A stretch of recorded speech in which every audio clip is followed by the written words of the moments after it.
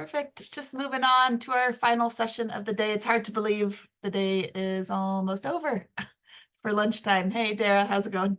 Hey, how's it going? How are you guys? Really loving the morning so far. It's been brilliant. It has been, yeah, so informative. And like I said, like a lot of practical tips I find today. Like I'm going home with kind of a list of things that I can change, which is so useful and nice to have. Yeah, unfortunately, I'm going to be very impractical. It's I'm, okay. It's I'm, important to go- have both. I'm going to come in and talk about the high level stuff, but hopefully it'll put you in the mood for lunch. You'll be running out the door to have your lunch at the end of it. Exactly. Yeah, feel free to get started, Dara, whenever you're ready. Cool. I'm just going to share my screen. Second here. Sorry, oh, forgot to press the sound button. I do have to do that as well. Can you guys see the altitude deck there? Perfect. Yeah, so we're going to talk a little bit today about AltitUDe, which is the National Charter for Universal Design in Tertiary Education. So now most of the sessions across the event so far have been focused on practical use of learning tech, which has just been so inspiring and so brilliant to see such creative uses of technology right across the 2 days to date. We're going to sort of take it up a notch and have a look at this about how this kind of practice is supported at the strategic level, or at least how we're hoping to make inroads on how it's supported at the strategic level in the coming years ahead. So I think there probably is a broad familiarity with the concept of universal design, hopefully in the room, but if not, universal design is really all about making products, services, environments, even curriculums and things like that, as accessible as possible to the greatest extent. So in other words, we want everybody to be able to use these products to the greatest extent possible without the need for any specialized adaptations. So if you think about assistive technologies, they range, I suppose, from everything from very, very specialized technologies, which are things that only certain individuals will utilize, right through to much more mainstream technologies. But actually, if we don't do a whole series of actions anyway in the mainstream, those specialized technologies will become defunct or unusable. We're going to talk a little bit about that as well later on in the session. Okay, so what are we going to cover? In the first part of the session, we're going to talk a little bit about AltitUDe. So you're going to see a video overview of AltitUDe. We're going to talk about the policy in the sectoral context for why the charter was developed in the first place. We're going to talk about who's involved, how it was developed, so what was the actual process that was undertaken to get us where we are now. We're going to talk about the various project outputs, so the practical stuff that you can actually see on the other end, what's actually available for you to dive into. We're going to, within that, look at the aims of the charter as well. So what are we hoping to achieve with it? We're going to take a little look inside the charter, not too deeply, but just at a very high level look inside the charter about how that's kind of structured and what it's asking our institutions to have a look at. And then we're going to touch a little bit on other related strategic projects. So recognizing that the charter is just this very high level strategic action, but it's actually supported by a whole suite of other strategic actions that are happening in the sector. And then lastly, we're going to talk about what's next. So that's the first part of our session. And then in the second part, we're going to dive a little bit and take a much more of a focus on the digital piece, recognizing that gathers about digital tech. We're going to take a little bit of a deeper dive into, first of all, what the learners said in our AltitUDe consultation about digital learning, about assistive technologies, and about generally learning tech and how they interact with the digital environment.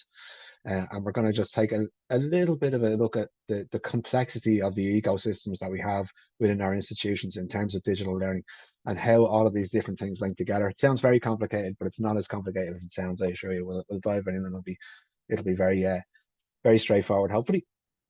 So Danielle, you might give me a thumbs up when this video starts to play that you can hear the sound. I've switched the sound button on, but hopefully this is going to play okay. But if not, Danielle, can you give me a thumbs down if not? AltitUDe, the National Charter for Universal Design in Tertiary Education. The learner population in tertiary education is becoming increasingly diverse, and students' lives are also increasingly complex.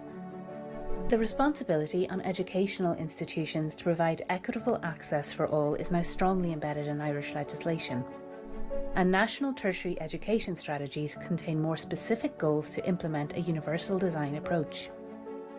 The aim is to move toward a system where inclusion is everyone's business, where all staff play their part in delivering an inclusive educational experience. Universal Design, or UD for short, offers us an evidence-based approach to engender this mindset and is increasingly seen as a central tenet of our response to rising diversity. But how can we embed a UD approach in our institutions? That's where AltitUDe, the National Charter for Universal Design in Tertiary Education, comes into play. Funded by the HEA under Path 4, the AltitUDe project is an extensive cross-sectoral collaboration involving 6 national agencies, 15 higher education institutions, and 6 Education and Training Board representatives nominated by directors of FET to represent the further education and training sector. The vision of the project looks to a future in tertiary education, where all learners are transformatively included through universal design in education, deriving the name AltitUDe.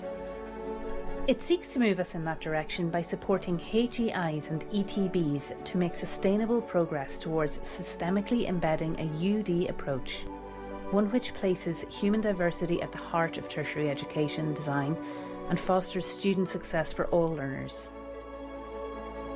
The AltitUDe Charter and the associated toolkit and technical report build on significant existing work on UD in the Irish tertiary education landscape, and through these outputs provides a clear roadmap for institutions to make progress.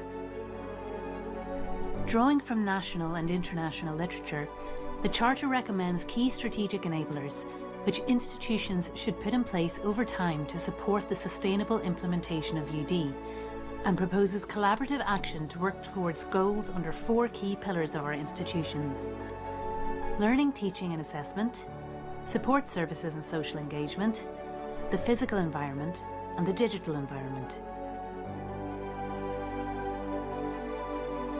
Institutions who adopt it will over time benefit from a more unified language of and commitment to a universal design approach in their institution, a greater culture of shared responsibility for UD, access and inclusion, operationalising the inclusion is everyone's business mindset, a more effective and learner-centred approach to compliance with national legislation and policy, and most importantly, the iterative development of programmes, services and environments that enable equitable opportunities for all learners to thrive and be successful.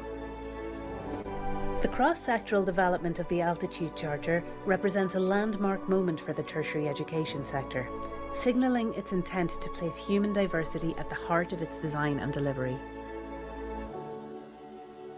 Is your institution getting ready? Okay, let's move this Ready on. to adopt? Sorry, 1 second there.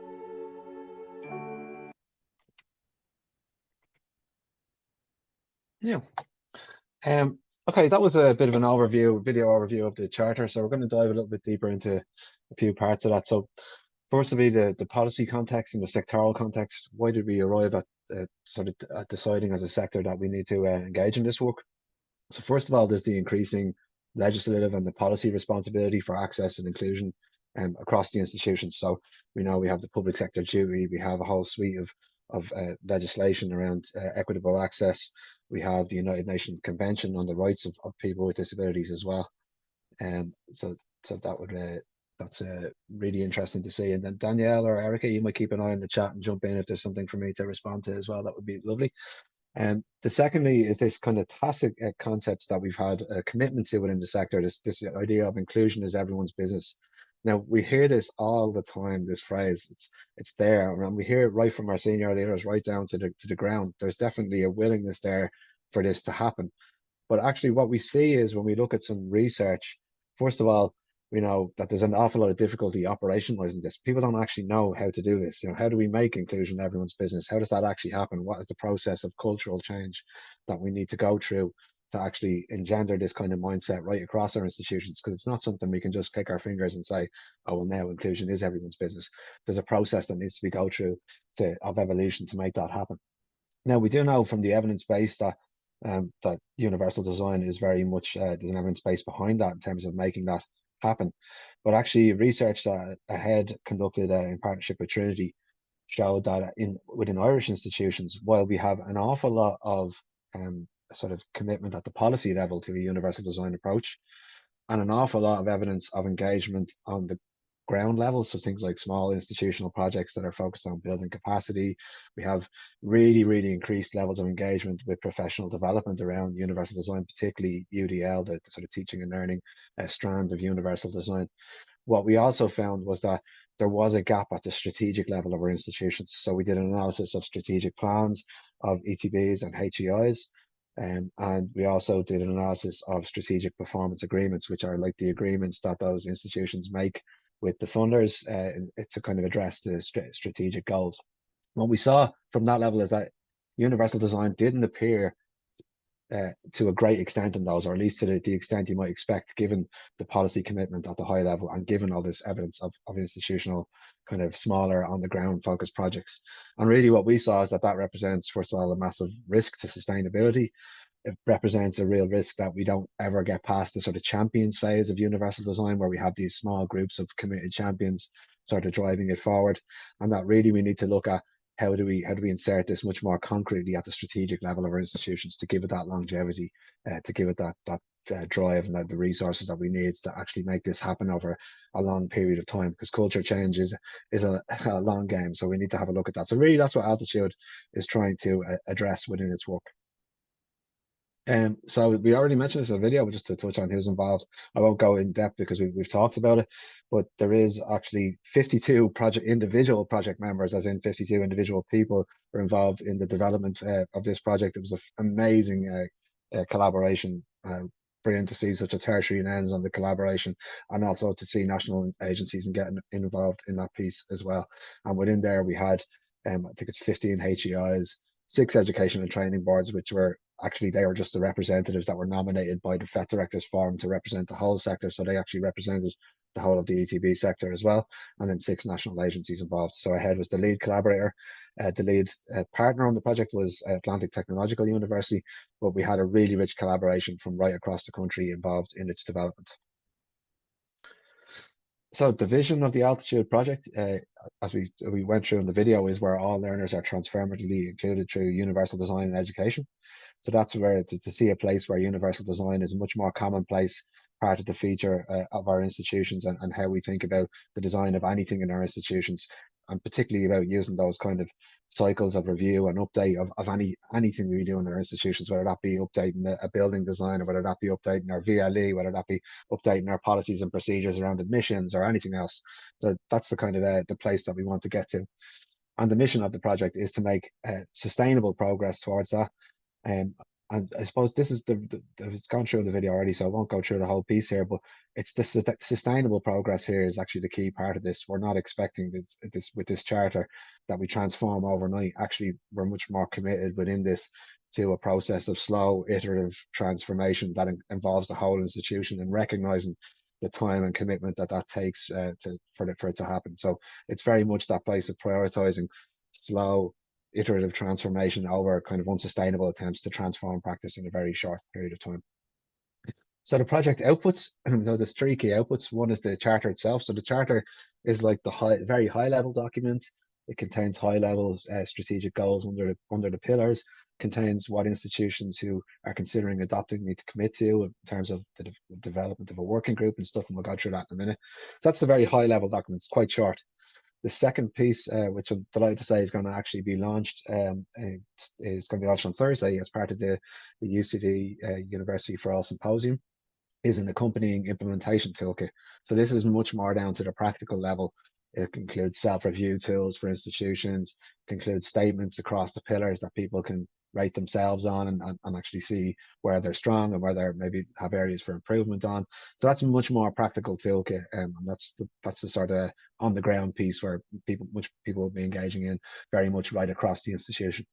And then the last piece is the technical report, which is also launched back in March when the charter was launched.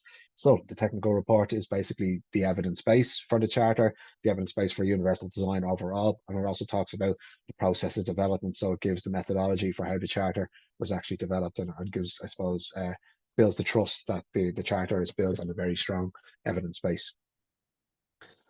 Okay, so the development of the charter, how do we go about doing this? Well, the project group formed, which I mentioned, is about 52 members of the project group, formed in late 2022. And basically, that project team is kind of a makeup of professionals across the sector who have some sort of level of expertise or engagement with universal design, but also a mix of roles. So a mix of roles from the 4 pillars of the charter. And one of the early decisions actually was within the charter was to utilize these 4 pillars because that's what the literature was telling us. In particular, there's brilliant literature from Sheryl Burgstahler in the United States who's developed this concept of universal design in education, which is basically a systems approach to the application of universal design in educational context. And then that has been built on very much in the Irish context by Kelly and Padden, who produced a brilliant toolkit for inclusive higher education institutions. So we took the early decision that the charter was going to keep that frame of these 4 pillars that were sort of overlaid with these strategic foundations that sort of applied everywhere across the university. So that was one of the early decisions we made. So we started that process of having an internal literature review within the project team and to make some of those early decisions, which then informed a first phase of consultation. So the consultation phase was very, very deep. So we actually first of all engaged in a 2-day consultation at the AHEAD conference in 2023, where about 200 professionals from across the FET and HE sector engaged in 2 separate sessions over the 2 days of 90 minutes each. And that was using a dialogues method from organizational psychology in terms of the methodology of the consultation, which was basically aimed at doing 2 things. The first was that we brainstormed on day 1 the actual systemic barriers to UD implementation. So this is what is it within our systems prevents this from happening sustainably over a long period of time. And we on that day 1, then we identified very clear barriers for that to be happening. And then on day 2, we switched the focus. So we took those same barriers identified in day 1, and then we worked on collaboratively what would be the solutions at the strategic level to kind of enable those and make them happen over a longer period of time. So that first piece gave us what we needed to develop an early draft of the charter. And that's what we used in the next phase of consultation, which is where we actually went out and we did 20 focus groups with staff in ETBs and higher education settings. And we did 20 focus groups with staff kind of feeding back on what that draft of the charter looked like. And what was really interesting there is that those groups were purposely made up of professionals that had, I suppose, some skin in the game in the 4 pillars of the charter. So they could be professionals that maybe had responsibility for IT services, for example, or estates, or teaching and learning, those kinds of things. The third phase then was that we went into the learner phase of the consultation, which we had really significant engagement from learners, where we asked them basically about what kind of changes they would like to see in each of these 4 pillars to make their experience more accessible, flexible, and inclusive. So we took that kind of frame and we went and we did 11 focus groups with learners across FET and HE. We also did a survey which had almost 1,300 responses to inform that. And once we got that feedback back from the learners, we did a process of backwards design so this is what the learners wanted to see in practice happen. So what would that mean at an institutional level in terms of initiatives, etc. So we did that backwards design piece, and that was fed then both into the charter, and actually a lot of the learner feedback ended up at the sort of toolkit level, where the practical implementation level as well. So we can see that the learner voice really coming through strongly there. Then the last piece of consultation was this senior stakeholder dialogue. And that's where the project team began to engage with stakeholders at the national level. So we met, for example, the Centre of Excellence in Universal Design. We met with QQI. We met with the funding agencies, HEA and SOLAS. We also went out and spoke with the registrars of the Irish Universities Association, the registrars of the Technological Higher Education Association, the FET Directors Forum, in particular the Inclusion Strategy Group of that FET Directors Forum, to actually get their views and try to garner that support. So that was kind of how we ended up overall with the development of the charter and what was informed it. Okay, so what's the charter actually doing, and how can it help institutions? Well, first of all, we see it as very much a vehicle for the institutions to declare their intent to support that universal design approach at the strategic level. So there's a kind of visibility piece of it saying we're in on this approach. We believe that it's central, a central response to diversity. The second is that we hope over time that it will help to develop that shared responsibility of access and inclusion. I mentioned about that piece about inclusion is everyone's business, but actually how does that operationalize? And we believe what's in the charter can help that process to happen over a period of years. We believe it can help to inform a whole series of strategies, policies, and procedures that are informed by a universal design approach. And again, I want to say this isn't necessarily about creating the universal design policy. It's rather that the universal design lens is inserted through a whole range of policies, and that we use those kind of typical policy review cycles that happen within our institutions to make sure that universal design lens is applied through there. So equity inclusion pervades a whole range of institutional policies rather than living in one place. And through that, we hope that that can engender then a much more unified language of and a commitment to a universal design approach, so that when we talk about universal design, we know what we mean, with that across the institution, and there's awareness there. And what we had seen as part of the consultation, for example, is that there was some confusion between UDL and UD, and how people were using the terms interchangeably when actually that's not necessarily a correct way to look at it. So we believe that that process can help us to get there over time. And then we believe it's definitely a way to ensure more effective compliance. So more learner-centered approach to compliance to those other pieces that we mentioned previously, like the quality legislation, like the public sector duty, those kinds of things. We believe this is a much more learner-centered approach, which actually grants the learner as much agency and as independence as possible at the point of delivery of education, rather than having to rely very heavily on specialist support services, which are very critical, but actually probably relied on too much now because we haven't got enough flexibility and accessibility within the general environment. Okay, so what's the actual ask within the AltitUDe Charter? So I mentioned we have these series. I'm not going to go into the actual content of these strategic enablers here today, because you can have a look afterwards and go and sort of take a bit of time to reflect on the charter afterwards.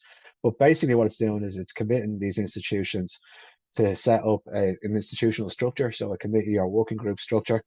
And basically what we want within those committee working group structures is we want senior folks from the institution more broadly, coupled with key people who have responsibility within the various pillars of the charter. So a good example, for example, if we were to think about higher education setting, you might be talking about in the learning, teaching, assessment round, the head of teaching and learning.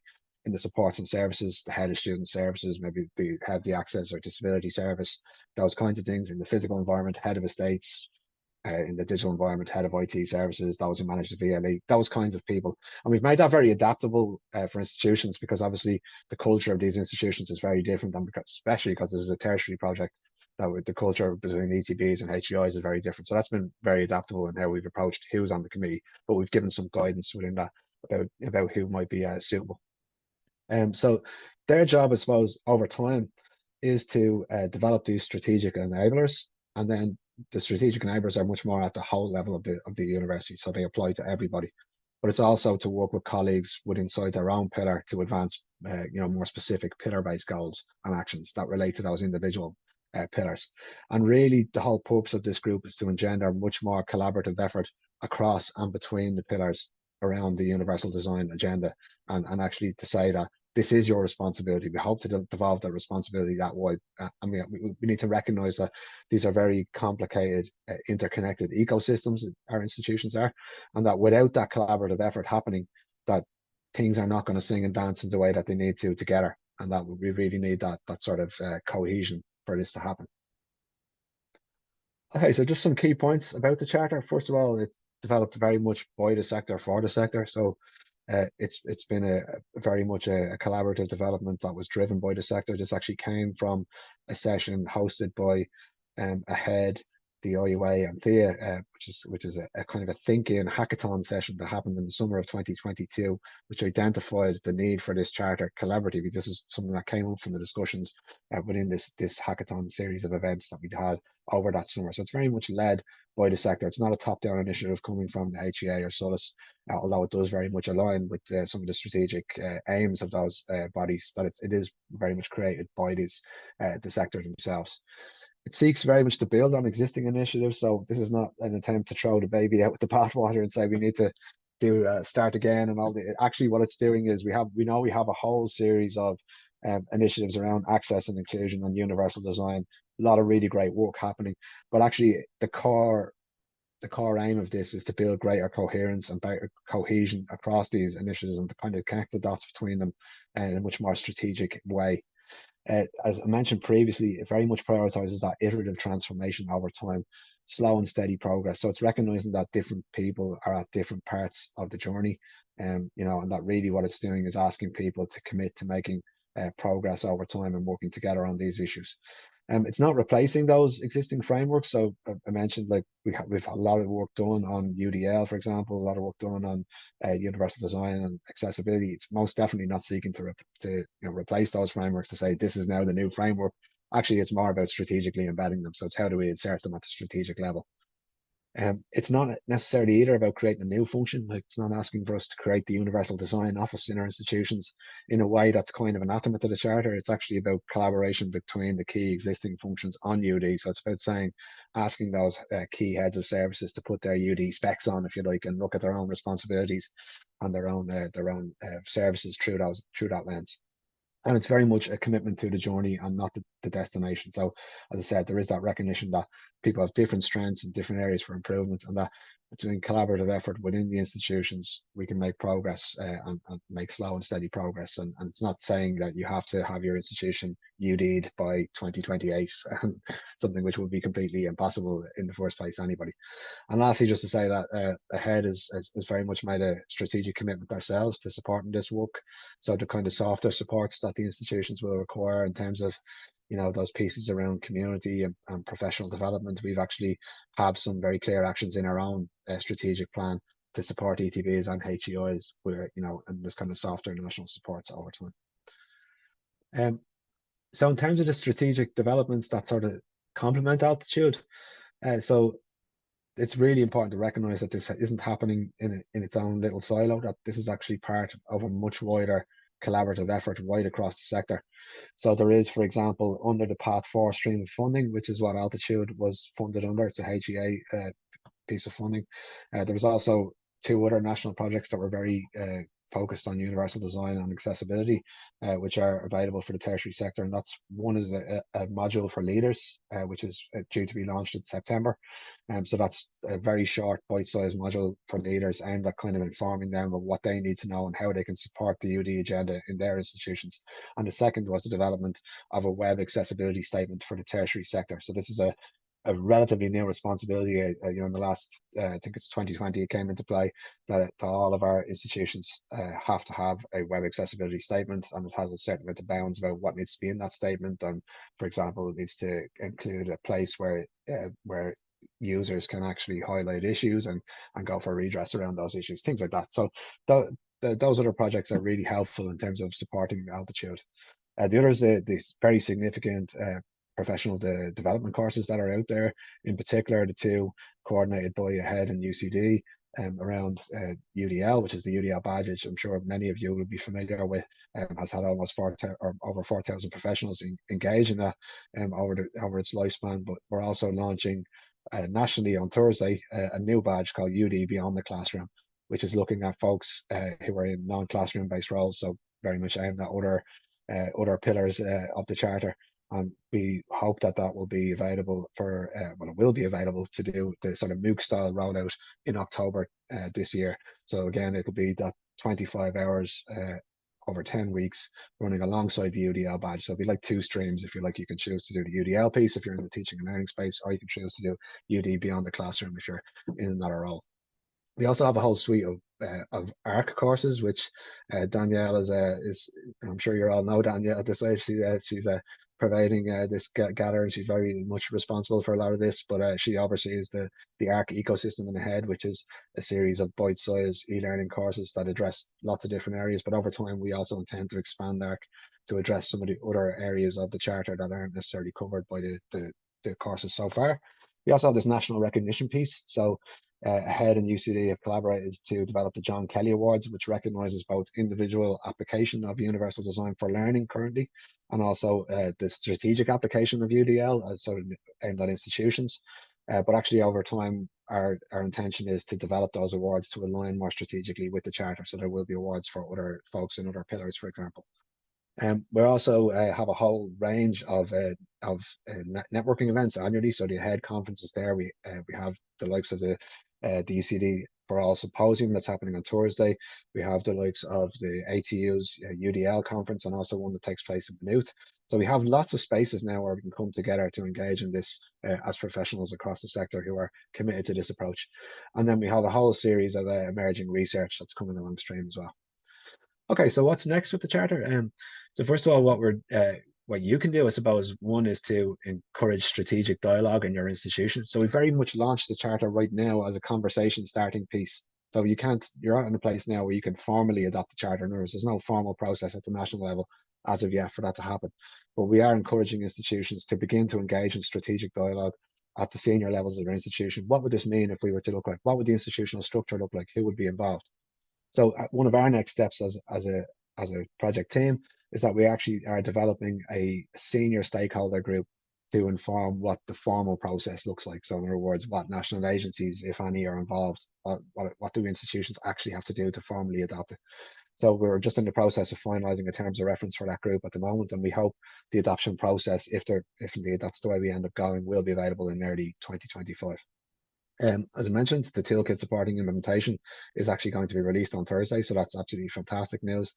And then lastly, as a call to action, you can, if you want to be kept abreast of the developments in this space, we are developing an AltitUDe community of practice, which we hope will kind of begin its activity in Q3. So if you do want to do that, I will put a link into the chat at the end of this session. But I'm going to pause for a moment and see, is there any questions either in the chat maybe, or if there's anyone wants to put up their hand and ask any questions so far? Anything happen in the chat, Erica? Is there? Yeah, there's one question about where they'll be able to access the toolkit. Not sure if you saw that already. Sure, yeah. So the toolkit, maybe if the link to the actual charter itself is available to the page, the launch page, if that's there, and if you could pop that in the chat. Yeah, so it's going to be available on the same page as the launch page for the charter. So we just added it as a third output on that same page. So that will be very much available in the same space. Anything else happening on the chat there? Yeah, here we go. Thanks, there. So interesting. Is there plans for a charter for lower level of FE? So the charter is addressing all levels of FE. So it's looking at ETBs as institutions. So the charter itself is actually it's about the institutional approach right across the ETB sector. So it's not, for example, it's not aimed at the PLC level or anything like that. So it's aimed very much at all levels of FE. So will apply in those zones, Katrina. That's the intention. As I said, this will be something that ETBs adopt as an organization rather than separating out those different levels. I hope that's answered your question. Perfect.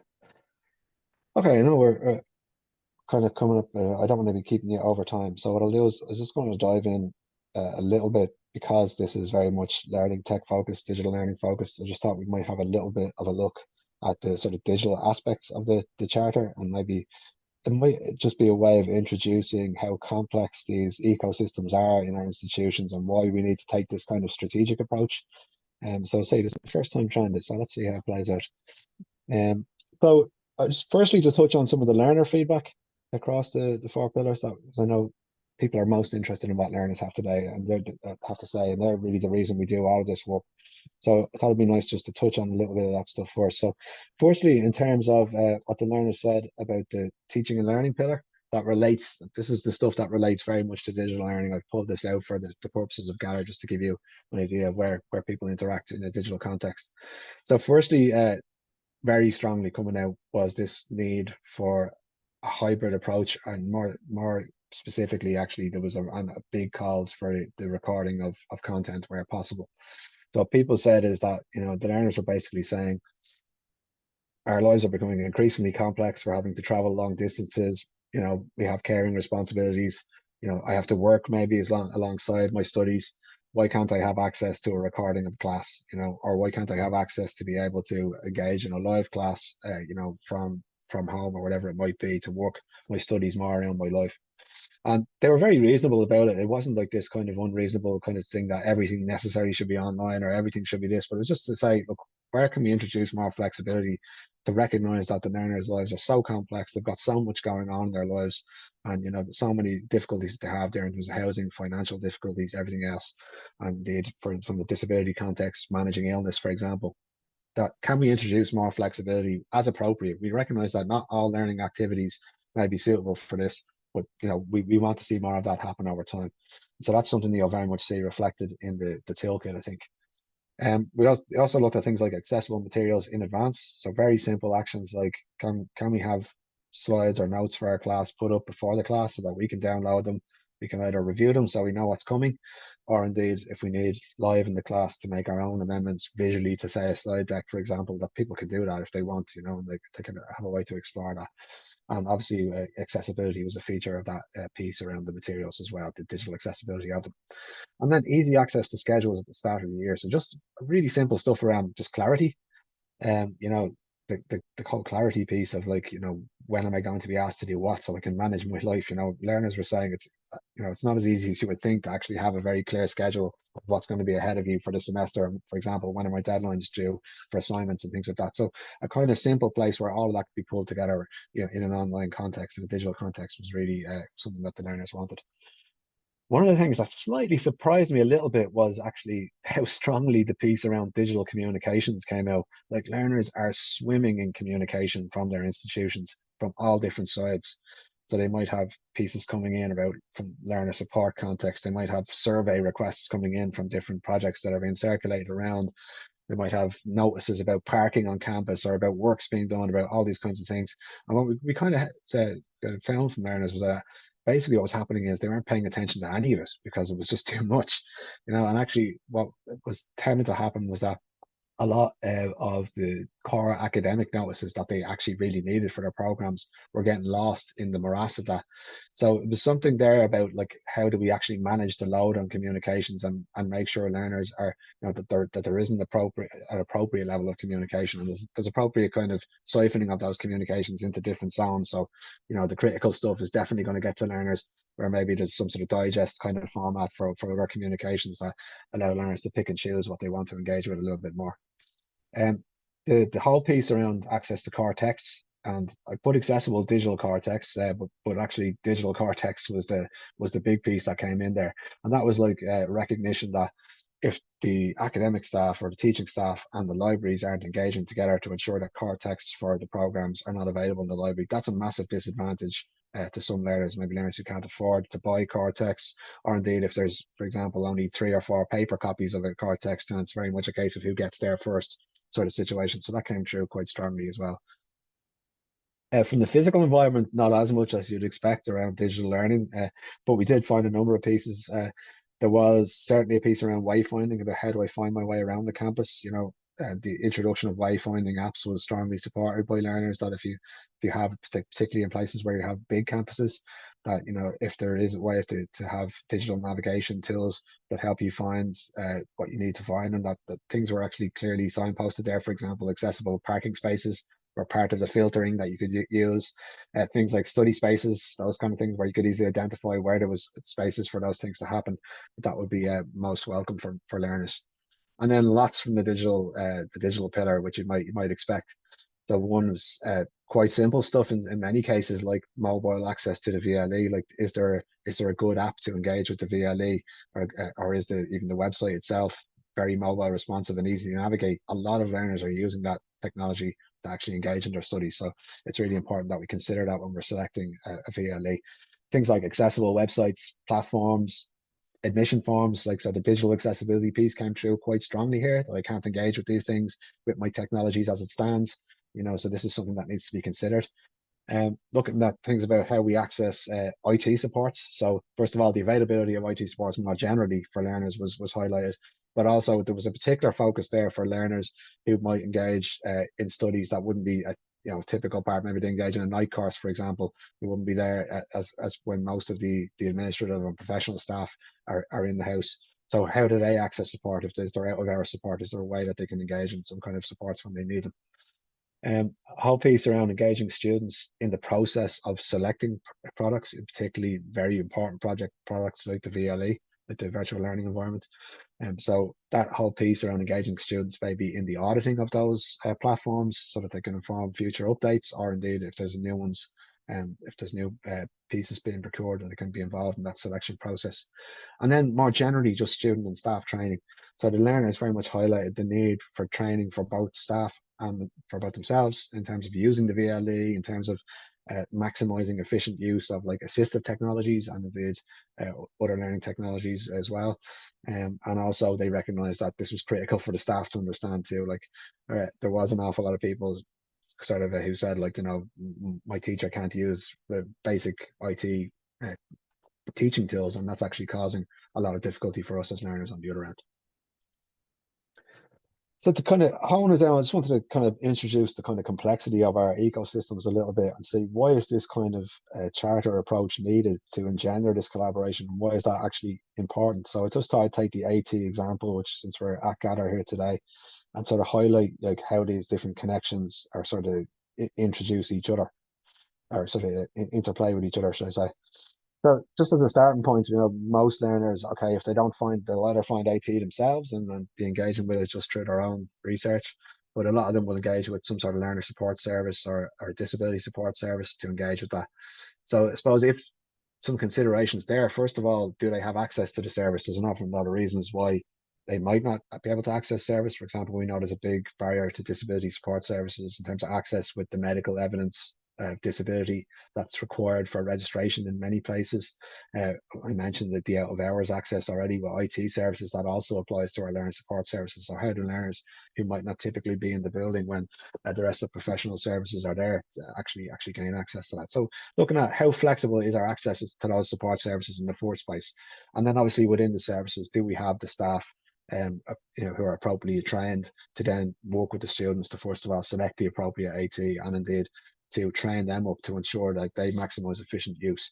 So some of the research that we would have done in ahead shows, for example, that often students don't get training, often they get given AT that actually just sits on a shelf because they have no idea how to maximize that use. So again, if they take that AT into the classroom and begin using it within their studies, well, first of all, will they be able to access the materials on the VLE in the first place that the educator is doing? So first, is there simple, intuitive organization of the module materials? Will they actually be able to find the information to engage with it in the first place? Is there elements of consistency there between programs and across programs about how material is laid out on the virtual learning environment?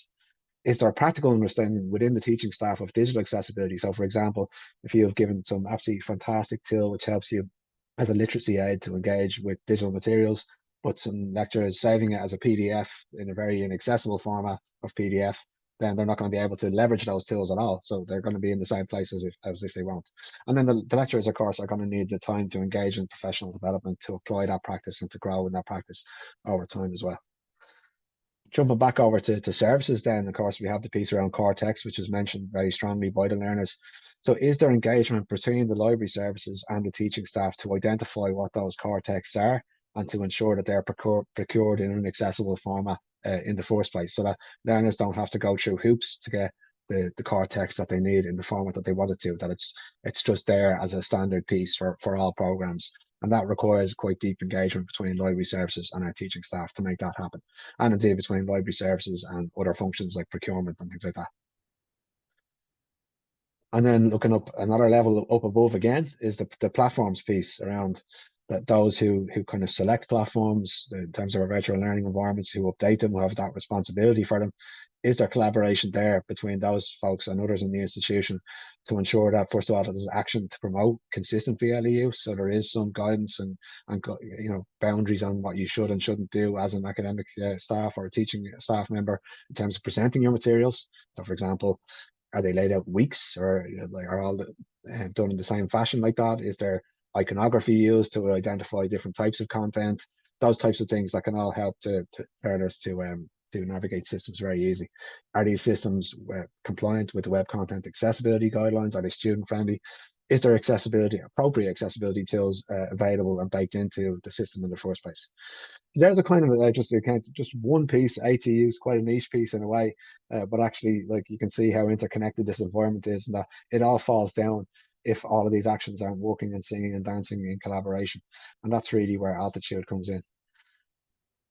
So just a reminder with AltitUDe that's really the piece and I'm going to leave you with this rather than ask you to discuss it in session here, because I know you're probably all dying for lunch. But within AltitUDe, I suppose we are trying to engender that collaboration both across the 4 pillars of the charter and within them. to really make sure that people are considering their role in the process of universal design and understanding how those dots are connected and all match up. So what I'd like you to do kind of as a takeaway, and maybe you can actually just put the main charter link in the chat here rather than this one, Diane, or this one, Danielle. Yeah, so there's the question I want to leave you with and leave you reflecting on is, given just taking that one example of the AT use, what of the pillar-based actions in the charter, so if you click the link that'll be posted in the chat now and go to the pillar-based actions of the charter and have a look through them and just kind of see what are the actions that you think are there directly in the charter that can facilitate AT use and to kind of reduce barriers to the embedding of a UD approach, and therefore, but hopefully open up greater access for learners, so they're not having to engage in an awful lot of unproductive struggle in order just to effectively use the AT tools that they have in the first place. Okay, I'm going to stop the share and see, is there any chat coming in, Erica? Anything there? No direct questions yet. Nope. Okay, feel free to put up your hand. I know it looks it's quite heavy content this after a morning of really bouncy practical content, so I apologize for that. But yeah, feel free to ask questions either in the chat or to try your hand up, or indeed if you feel free also to contact me afterwards. My contact details are on the slides, which are all available on the website. So if you have more thoughts about it as we go, but I just thought it'd be useful to try to connect some of the dots between the practical on the ground stuff that's happening and how we can actually make that happen over time at the strategic level. Yeah. Perfect. Thanks, Danielle. Yeah, definitely very helpful. There actually is a question, Kathleen, there if you want to unmute yourself. Sorry, first of all, Sarah, thank you. I mean, again, an excellent day presentation. I'm just listening with, and my God, it's fantastic work. But we're a very small service. We're Exchange House Ireland. We're only starting our journey. And we need to look, the UDL is perfect for us. How do we support our learners? How do we make accessibility for them? We want to really make sure our plan is by maybe the end of the year, or please God, by the next year, that we will have a very comprehensive learning program that will suit the needs of our learners and our tutors. So that's exactly what you're speaking. But I suppose I'm just trying to think of supports for that. We're going to write a funding proposal because we have the learners, we have the need, we have the vision, but do we have the resources and how do we sustain it? So just to say, listening to you, it's just been fantastic listening to everything. You've covered so much things, but I suppose listening, I know the pillars are really high up, but I'm really hopeful it'll come down to kind of like, maybe at our level, that we'll be kind of brought into this conversation and into this picture. But it's fantastic, and thank you. It's really been very insightful. Yeah, can I ask, Kathleen, are you a community ed provider, is it? Yeah, we're Exchange House Ireland National Traveller Service, and we're one of our remits is education. So we provide we work with members of the travel community. We provide a major level. We've just re-engaged, so we're just finishing that. So we provide a major level 5 and a major level 4. We're funded by either the ETB or the Department of Social Protection. Sure. But what we're trying to make sure that the practice within, I'm passionate about excellence and just, making sure that the learner is the center of everything we do, and to really embed that. And when we're looking around for something to kind of make sure that we could do this, the whole thing about the UDL, the Universal Design for Learning, kind of speaks to it. And everything you've been saying is actually the whole charter you're talking about, the pillars, about how can we ensure that our learner is center, is getting as much, and how can we support the learner?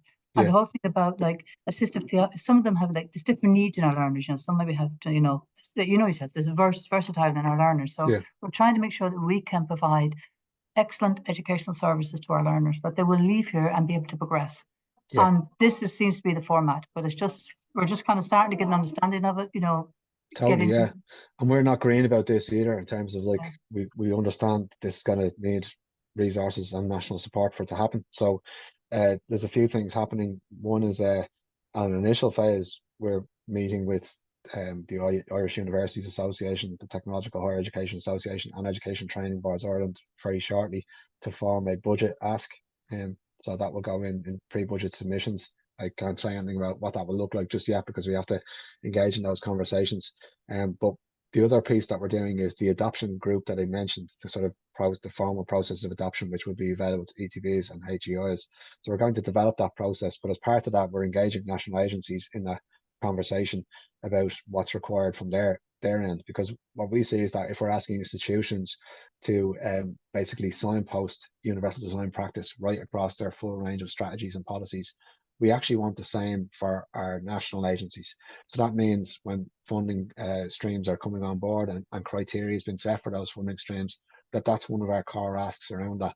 And we do recognise that there's going to be maybe much more dedicated funding for certain areas, like community education is obviously a very underfunded area, I was in my opinion anyway. So that's something that we need to address as a broader issue. But certainly that when we do advocate for that funding as well, that the universal design piece is baked into it, whatever you're doing, it should have this lens working through it. So I don't know if Catherine, I'd be more than happy to have conversations offline as well if there's other I'd ideas love there. to. Yeah, I'd love to. Advice is what we need at the moment. We really just need advice and direction, and all the free tools in the Google, we'll be definitely looking into all that. Anything free, we'll definitely be using it. But just say thank you. Yeah, and just to say, in terms of voice and direction as well, the toolkit will hopefully offer, like as I said, the charter is it's the piece looking at the strategic level of the institution. The toolkit's much more, okay, what can we actually do on the ground in practice? So hopefully that will also provide guidance. But if you want to drop me an email, I think my thing's in the chat there. If you want to drop me an email, Kathleen, we can. Thank you very much. I appreciate it. Anything else, Erica? Yeah, there is a question in the chat there from Adele, just saying it's a really interesting session. Delighted to see the merger of the law and the physical environment piece into the AltitUDe Charter. But they're saying that FET teacher and instructors are amazing, but kind of very inconsistent across ETBs. So she's wondering how we can move towards a more consistent approach. Yeah, I mean, that's really that's the attempt to what we're going to try to do here, because within the FET context especially, I mean, we did the UDL for FET guidance piece in the head a number of years ago, the national guidance, and I regularly describe that as a love letter to FET practitioners, because I just absolutely was blown away when we went to actually look at classrooms, what was actually happening around the place. But as you say, it is very inconsistent, and even I think there's very different cultural differences between different program types within FET. The training center culture looks very different than the PLC culture, for example. And this is really an attempt to begin to join the dots up more strategically. So, like we for example, we know with the UDL badge, we've had really strong engagement with FET with that badge. But again, it is quite in pockets. Like there's cultural pockets that haven't been touched to anywhere near the same extent, like the training center piece. So what we think is that, or at least our pitch here, is that by inserting this at the strategic level and bringing a more strategic drive to help people engage with that, within our ETBs, that's actually going to be monitored more consistently, and we're going to begin to look at those gaps and do something more strategically about it. And that's something that hopefully these working groups at the institutional levels will be able to talk more consistently about. I hope that helps, Adele, but feel free to come on and respond. Just Adele saying she'd love to see all the FET directors do the UDL badge. Yeah, well, certainly one thing we definitely will be handing them to do as well is the leaders module, because that's like we recognize leaders are very time poor, and they have an awful lot on their plate.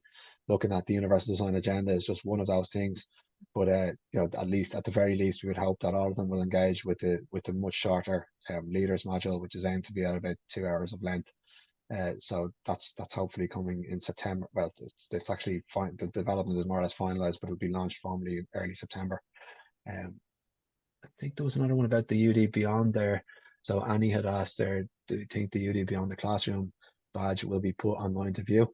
So it is the same format, Annie, as the UDL badge. So basically the materials will become available publicly in general at the end of, I think it's the beginning of autumn that will happen. But we will also be running this national rollout, which is basically free for all educators to engage in, as long as you're a FET or a HE, Irish-based, Republic of Ireland-based educator, and you'll be able to engage in that. So we will start to communicate that over the summer. Probably we'll begin our communications push in early August for that, with the idea that runs October to December this year. And people will be able to sign up for either the UDL badge or the UD Beyond the Classroom badge. It'll be almost like two streams. And I think Danielle, posted the sort of the link there, which also has a really neat little checker piece where you can sort of check which badge you should do, depending on, it asks you a few questions about your role, etc., and gives you a recommendation for which badge to do as well. There's actually an information session on the badges on Monday, this coming Monday, the 27th. So it's good timing. You can see Danielle furiously searching for that link. You have your searching for a link face on. Brilliant. Sorry, Annie Connell. Could I just ask, I think you put up a link there for universal design beyond the classroom. Is that the leaders one you're talking about? It's 25 hours. No, that's a separate one. So we have 3 badges. I know it gets confusing. We have so many, doesn't it? So the leaders module is specifically for senior leaders. It's 2 hours long. There isn't public information about that yet because it hasn't been launched, but it will be in September. So if you sign up to the AHEAD mailing list, you'll be kept abreast of those details. That's actually not an AHEAD initiative, but it's very much part of the same gang or driving it essentially. So that's happening in September. So the UD beyond the classroom, we have 2. We have the UDL badge, we have the UD beyond the classroom. And UDL badge is very much focused at the teaching and learning folks. So those who are in classroom-based roles or tutors and who have direct engagement with learners in a teaching and learning context.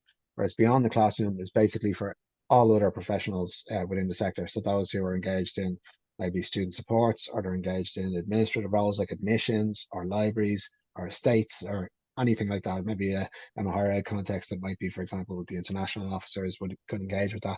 And really, that's kind of a much more broader application of universal design. So it has that adaptability within the badge to apply to anyone outside the classroom. Is that clear, Annie, or is it? Yeah, that sounds good. The only reason I asked about the University Symposium in 24 in UCD was when I went into the site, it looks like it's actually a new location, the UCD Quinn School of Business. So I kind of thought, was there any chance that would be put up online? But you say as I said, it's only a launch, as in it's launching that it's happening, and you'll get a sneak peek at the symposium. But the actual badge itself, as I said, will go live. Like, we'll communicate that in the summer. So if you do sign up to the AHEAD mailing list, you'll probably be bombarded with information about it once we come around August time. So you'll certainly have access to at that stage. Yeah. Thank you so much. That's fantastic. Thank you. Sonia, did you want to come in there? Hi, Dara. Yeah, I'm just wondering, from my own experience anyway, I think accessibility tools benefit everyone, the whole population.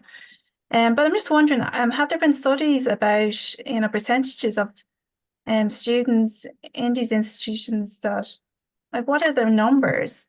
I know there is hidden disabilities as well, and there's spectrums of difficulties. I just think there's more, from my own experience, I always think from talking to students that there's more need than people realize. Yeah, I think without doubt. So I'm not sure whether you're from a FET setting, Sonia, or a HE setting, but in higher education, the data is very robust. The FET side, they're really doing a lot to strategically improve the data capture piece, but we're still on a journey with that. So just to give you a sense from the higher education side, there's a couple of different data sets around disability that are involved there. One is that from the HEA collects data from what's called the Equal Access Survey. So that's all new entrant undergraduates are invited to take this survey. About 75% of the new entrant undergraduates respond to that survey. And of that cohort, approximately 19% indicate having a disability of some kind. So that's the same as the census question, and it's very much varying levels of need within that, so it could be somebody who has maybe a significant, a specific learning difficulty that has quite low impact on them, but still, it's still something they have to deal with it every day to somebody with very high impact disability and who might require a lot of support. So there's quite a broad range in that. In terms of HEADS data we capture at the higher education level, the rate of engagement with disability support services. So in other words, what percentage of the population are directly engaged and registered for support, and that's roughly around just shy of 8%. So you can see there's quite also a huge amount of learners who are sort of, for want of a better word, undisclosed in the environment. They disclose anonymously through that Equal Access Survey, but don't formally engage in support services. And there's a whole range of reasons for that. The literature would suggest that it's a mixture of things. One I mentioned in a very specific Irish context is the medical evidence that's often required for registration, and that can be quite difficult for learners to get. Things like medical waiting lists, like the cost of evidence, etc. And there's also a whole variety of other factors like stigma, like the desire for independence, like fears that that disclosure might impact on their career progression. All of those things play into that decision making process. On the FET side, there's a whole. I'm not sure which side you're from, the house, Sonia, but if you're from the FET context, SOLAS do capture data on this, and they have a series called FET in numbers. So if you Google FET in numbers disability, you'll get a piece there that they've done specific to disability, but they release information every year. That's perfect. Thanks a million. I've moved into the higher level higher education sector this year. Prior to that, I was in primary and secondary, so I've moved around a little bit. I'm also interested in early ed. So I just believe just education in general. But you know, I just believe I see it that I think there's more need out there. And as you said, students might want to be labeled or identified and for various reasons. Maybe they Yeah. don't even know themselves, but I do think access in general and these tools just benefits the whole school and population. Absolutely. Like, and listen, that's why, like, to be honest, like the model of support cannot continue to be individualized. It just can't, you know, because like we know, for example, at the primary level now, 1 in 4 are accessing what we call SEN support, special educational needs support, at primary level. So that's coming down the track, you know what I mean? More people are engaging it, and you know, I suppose culturally it's much more acceptable to these, you know, in this day and age to engage with those services, where before there would have been, there's still stigma there, of course, but before there would have been greater levels of stigma.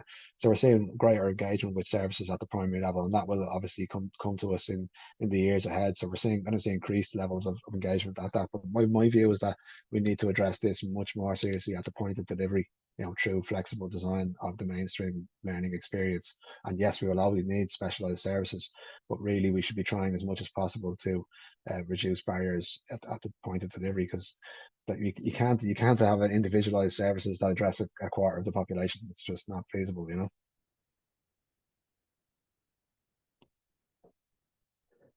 know. Sorry, I've been yapping on far too much, Erica. I've killed your time.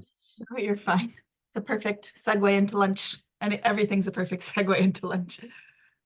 So thank you so much, Dara. I think, yeah, like kind of good overview of what's going on in the sector as a whole. So we got a bit of both today, both the practical tips and takeaways, and then kind of a big overview as well. So it's good to have kind of the mixture there today, and even more exciting stuff coming tomorrow. I know I'm really looking forward to the Gen AI champions who are going to talk through some of the AI usage that they've been doing in the last few months. So exciting things to come. What are you excited for, Danielle, since you showed up here?